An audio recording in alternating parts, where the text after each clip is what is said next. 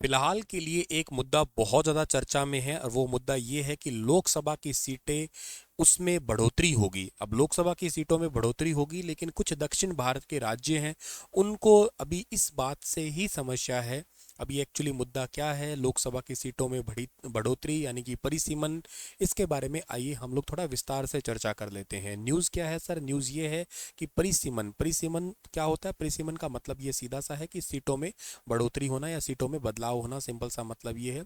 लेकिन क्या सच में घट जाएंगी दक्षिण राज्यों की सीटें? ये भी एक अपना अपने आप का एक ओपिनियन है। अब देखो, चर्चा में इसलिए है कि लोकसभा और राज्यसभा की सीटों में बढ़ोतरी के लिए सीमा निर्धारण प्रस्ताव पर बहस फिर से गर्म हुई है। इस प्रस्ताव के निष्कर्ष के रूप में कुछ राज्यों की सीटें कम हो सकती है, लेकिन दूसरे राज्यों की सीटें और हो सकता है कि ज़्यादा हो जाए। मतलब किसी राज्य की सीटें घट सकती है, किसी राज्यों की सीटें बढ़ सकती है, दोनों ही काम हो सकता है।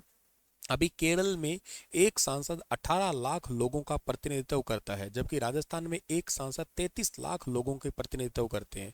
तो लोकसभा सीटों के राज्यों के बीच बंटवारा, नया बंटवारा और या हर राज्य की सीटों की सीमाओं का फिर से निर्धारण एक जो है ना बहुत ही पेचीदा मुद्दा है।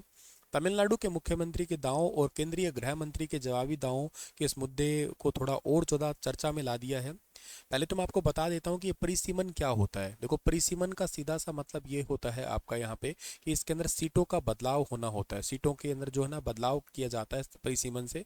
परिसीमन हर जनगणना के बाद ही होता है। इसका मकसद ये सुनिश्चित करना होता है कि राज्यों के बीच सीटों का बंटवारा तो देश की आबादी की में उनकी हिस्सेदारी को दिखाता है। एक व्यक्ति एक वोट के सिद्धांत के लिए जरूरी है। ये नियमित अभ्यास के लिए भी जरूरी है, क्योंकि जैसे जैसे आबादी बढ़ती है, हर सांसद या विधायक जितने लोगों का प्रतिनिधित्व करता है, उनकी संख्या भी फिर लगातार बढ़ती जाती है।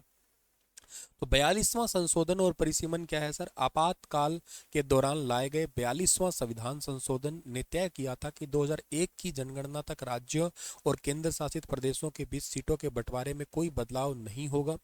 उस समय जनसंख्या नियंत्रण एक प्रमुख चिंता का विषय भी था। सोच ये थी कि राज्य जनसंख्या नियंत्रण में अच्छा काम कर रहे हैं, उन्हें सीटों की संख्या कम करके दंडित नहीं किया जाना चाहिए। 2001 के 91वें संविधान संशोधन ने इस रोक को 2026 के बाद पहली जनगणना तक बढ़ा दिया है। फिर 2026 में परिसीमन होगा। अब चल रहा है 2025 चल रहा है, तो 2025 अगला ही साल परिसीमन का है, यहाँ पे सीटों की बढ़ोतरी का।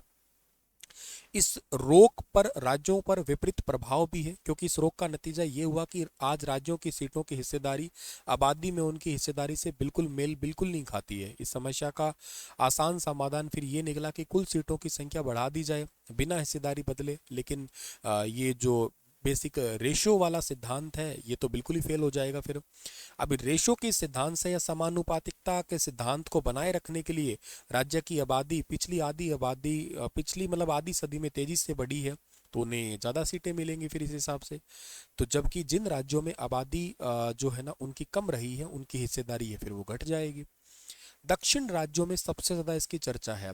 अगर किसी भी बड़े राज्य की लोकसभा सीटों में कमी नहीं की जानी है, लेकिन उनकी हिस्सेदारी जनसंख्या हिस्सेदारी को दिखाती है, तो लोकसभा का आकार लगभग 790 तक बढ़ाना होगा। तो ऐसे में केरल की लोकसभा सीट 20 ही रहेंगी, जबकि अन्य सभी बड़े राज्यों की सीटों में इजाफा हो जाएगा। तो यहाँ एक सबसे बड़ा चर्चा है दक्षिण राज्य के लिए। कुल लोकसभा सीटों में उनकी हिस्सेदारी के मामलों में दक्षिण राज्यों की जो है ना बहुत नुकसान होगा। अभी 5 दक्षिण राज्यों के पास 543 लोकसभा सीट में से 129 या लगभग 24% है। 790 अगर लोकसभा सीट हो जाती है तो 152 सीट होगी, यानी कि केवल 19% ही रह जाएगी, तो यानी कि घट जाएगी। इसीलिए दक्षिणी राज्य जो है ना इसका लगभग विरोध ही कर रहे हैं। बाकी राज्य क्या है सर? जैसे कि यूपी की बात करें, बिहार, राजस्थान, एमपी, ये बड़े हिंदी भाषी राज्य हैं। इनके पास वर्तमान में 174 या 32% लोकसभा सीटें हैं। 790 वाली अगर होती है तो ये 300 हो जाएगी इनकी सीटें, या लगभग बढ़ के ये 38% हो जाएगी। इन राज्यों को सबसे बड़ा बेनिफिट होगा। उत्तर प्रदेश की जनसंख्या वर्तमान में 80 से बढ़ के 133 हो जाएगी सीटें, मतलब 80 सीटें हैं विधानसभा सॉरी लोकसभा की, और वो 133 होगी, जो कि अनुपात के हिसाब से 17% है। और भारत में राज्यसभा या राज्यों के सदन को लोकसभा या लोगों के सदन के प्रभाव को कम करते हुए अधिक शक्तिशाली भूमिका देना फिर ज़्यादा मुश्किल है, क्योंकि अब यूपी के पास वैसे ही बहुत पावर है और आने वाले टाइम में फिर और ज़्यादा पावर हो जाएगी लोकसभा सीटों की अगर देखा जाए तो। आपको क्या लगता है कि ये परिसीमन होना चाहिए कि नहीं होना चाहिए? आप अपना रिव्यू ज़रूर दीजिएगा। Thank you so much. फिर मिलता हूँ एक ऐसे ही टॉपिक के साथ। Thank you so much.